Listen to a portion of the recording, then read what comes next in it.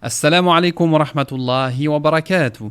Chers compagnons du Coran, bienvenue à toutes et à tous dans ce nouvel épisode de l'atelier sous la protection de la sourate Al-Mulk. Aujourd'hui, nous avons rendez-vous avec le verset numéro 19 par lequel nous terminons l'étude du deuxième tiers de la sourate Al-Mulk. Et oui, aujourd'hui, on termine le deuxième tiers du jeûne de mois de Ramadan. Il reste un tiers. Et c'est le plus important.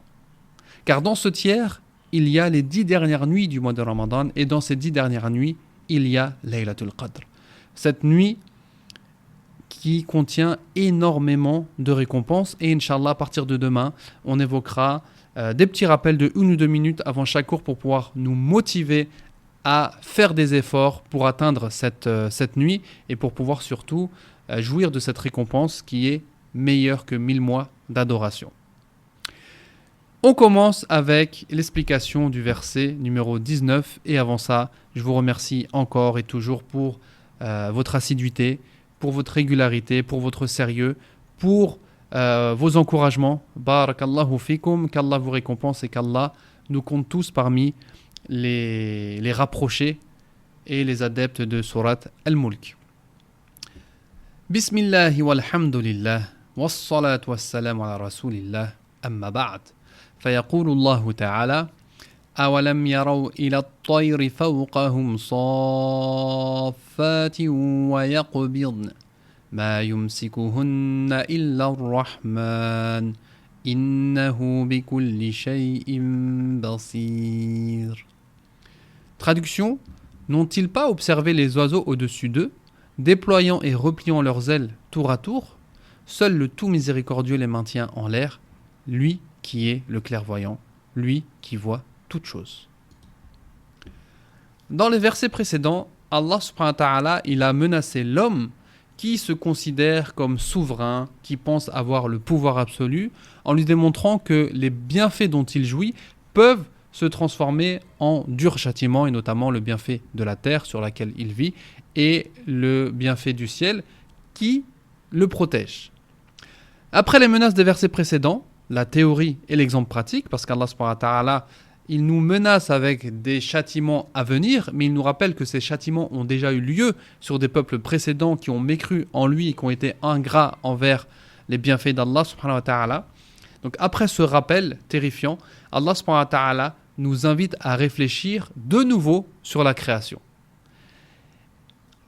Au début de la sourate, on a déjà été invité à réfléchir sur la création, notamment des cieux, des étoiles. Là, Allah subhanahu wa ta'ala, il nous demande de réfléchir sur quelque chose de précis qui est le vol des oiseaux. Et c'est facile à observer. On a juste à lever les yeux au ciel et en général, on voit partout où on est dans le monde, on peut apercevoir des oiseaux. Donc Allah subhanahu wa ta'ala, il nous invite à faire ce travail, observer les oiseaux, observer leur vol et réfléchir à ce bienfait et réfléchir à comment peuvent-ils tenir et ne pas tomber. On va expliquer ça, Inch'Allah, dans l'explication de la sourate. L'homme ne possède rien, mais c'est Allah subhanahu wa ta'ala qui crée, qui donne la vie, qui donne la mort, qui a construit le ciel, qui a placé les étoiles et qui a également placé les oiseaux. Et par sa miséricorde, il maintient les oiseaux dans les airs et les empêche de tomber. Tout ça, on peut chercher des théories, on peut chercher des compréhensions au niveau de la science, comment un oiseau vole par telle direction de la plume, par tel matériaux qui sont utilisés dans leur plume ou dans leur peau, etc. Oui, il y a des explications scientifiques, mais tout ça, c'est par la miséricorde d'Allah subhanahu wa ta'ala, et c'est la miséricorde d'Allah subhanahu wa ta'ala qui les fait maintenir dans les cieux. Allah subhanahu wa ta'ala, il commence ce verset par une question rhétorique. Awalem.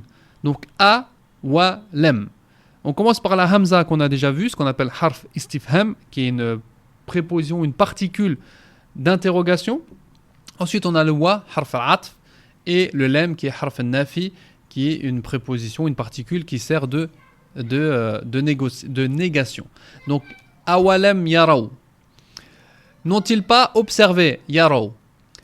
Et là, on voit qu'Allah subhanahu wa ta'ala, il nous demande d'observer, de regarder, parce que yara, c'est plus le verbe, c'est plus la signification de regarder que d'observer, l'homme ne regarde-t-il pas au-dessus de lui les oiseaux qui volent? Et on va voir que ça a un rapport avec la fin du verset parce qu'Allah subhanahu wa ta'ala, il finit par Innahu bi kulli shay'in basir. Allah subhanahu wa ta'ala, c'est lui qui voit tout, c'est lui le clairvoyant. Donc l'homme, il est invité à observer les oiseaux. Mais il n'est pas invité simplement à regarder les oiseaux, mais à réfléchir.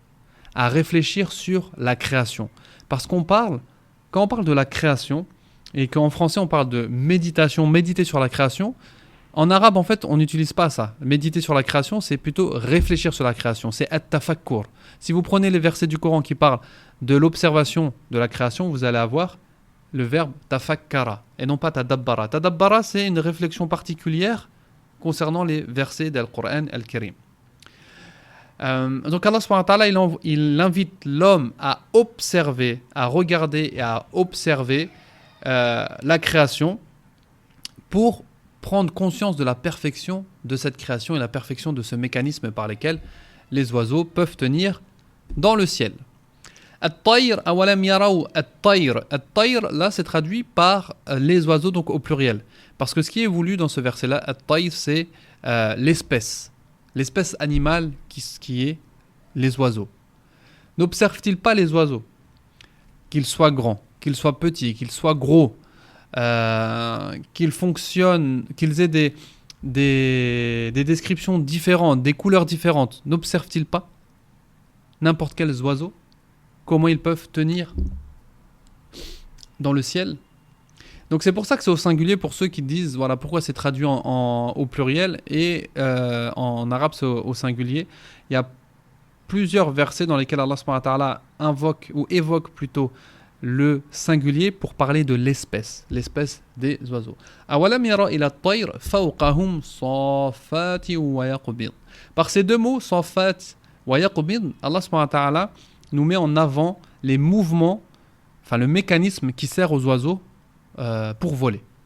Donc saffat, c'est en rang ou en rangée, et ça fait allusion aux ailes ouvertes des oiseaux qui sont alignés lorsqu'ils planent. Saffat, donc c'est pas les oiseaux alignés les uns derrière les autres. Non, saffat, ce sont les ailes des oiseaux qui sont alignées. Ça c'est très important de le préciser, donc ça fait référence au déploiement des ailes des oiseaux. Et le nom, là on va voir que, moi ça je vais l'expliquer juste après, parce qu'on a saffat qui est un nom et ensuite wa yaqbid qui est un verbe au mudari'. Donc on peut se poser la question pourquoi Allah subhanahu wa ta'ala n'a pas utilisé deux noms ou deux verbes pour dire plier et plier et déplier les ailes. Et bien tout simplement parce que les oiseaux, une fois qu'ils ont pris leur envol, pour maintenir, ils ont juste à déplier leurs ailes. Donc ça, c'est une caractéristique qui est inhérente, on va dire, qui est majoritaire. Et c'est que lorsqu'ils ont besoin d'impulsion qu'ils vont donner un coup d'aile. Donc le fait de battre des ailes, c'est quelque chose qui vient de temps en temps. Alors que le fait d'étendre les ailes, c'est vraiment cette position-là qui est la plus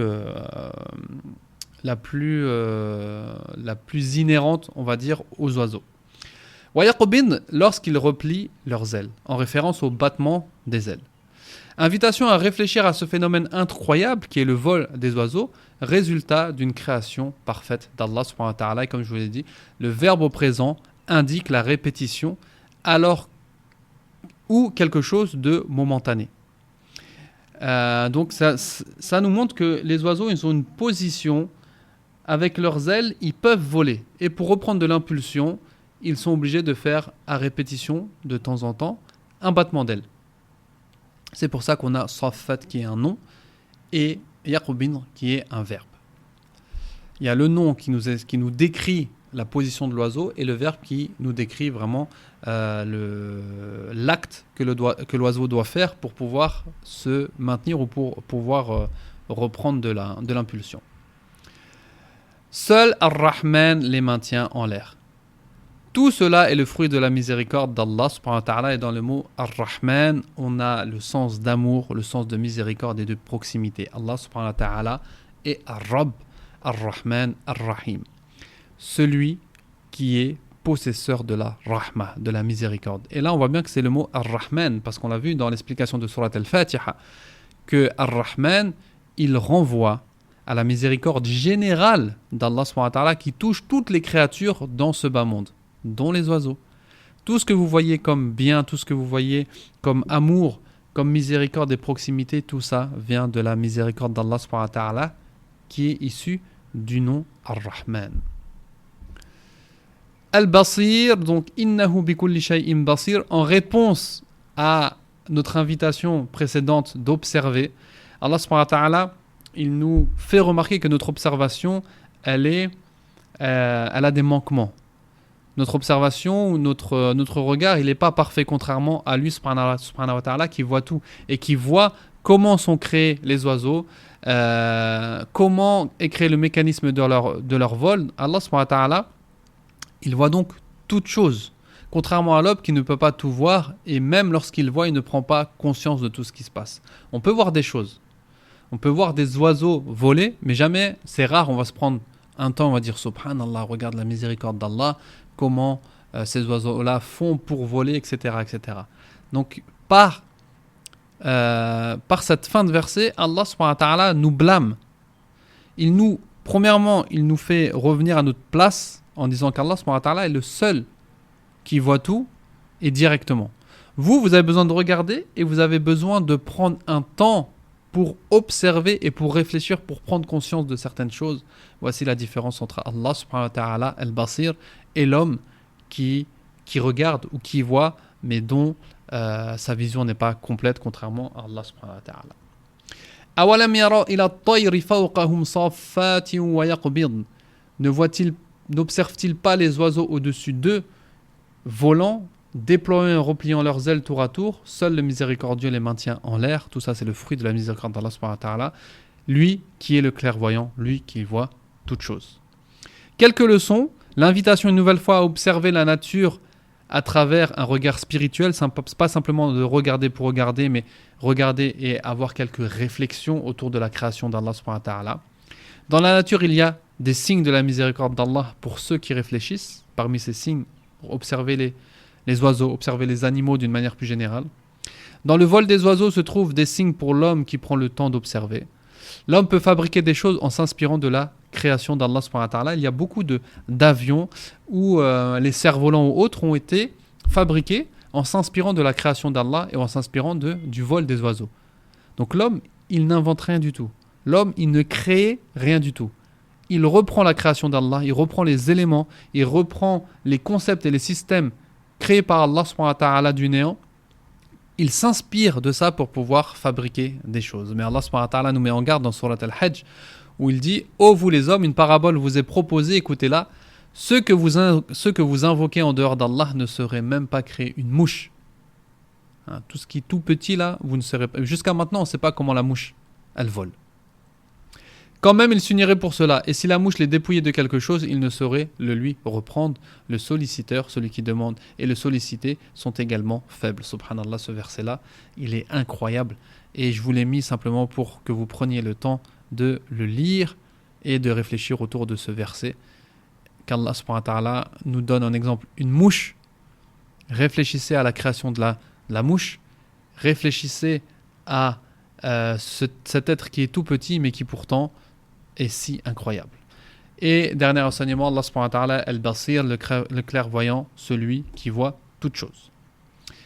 Dans le verset suivant, Allah subhanahu wa ta'ala va nous démontrer que l'homme n'a aucun pouvoir et il va déconstruire les fausses croyances des polythéistes en pensant que leurs idoles peuvent être utiles à quelque chose. C'est ce qu'on va voir demain, Inch'Allah. Comme d'habitude, je compte sur vous pour vos commentaires, vos avis, donner des notes, vos retours par mail ou par commentaire, afin de donner de la visibilité au podcast et au projet Vivre le Coran d'une manière générale et à l'étude de Surat Al-Mulk d'une manière particulière. On compte sur vous et je vous invite également à participer à la cagnotte qui a été mise en place et je vous invite à nous rejoindre sur la plateforme Deviens un compagnon du Coran. Les liens sont en description. والله تعالى أعلى وأعلم سبحانك اللهم وبحمدك أشهد أن لا إله إلا أنت استغفرك وأتوب إليك بارك الله فيكم والسلام عليكم ورحمة الله وبركاته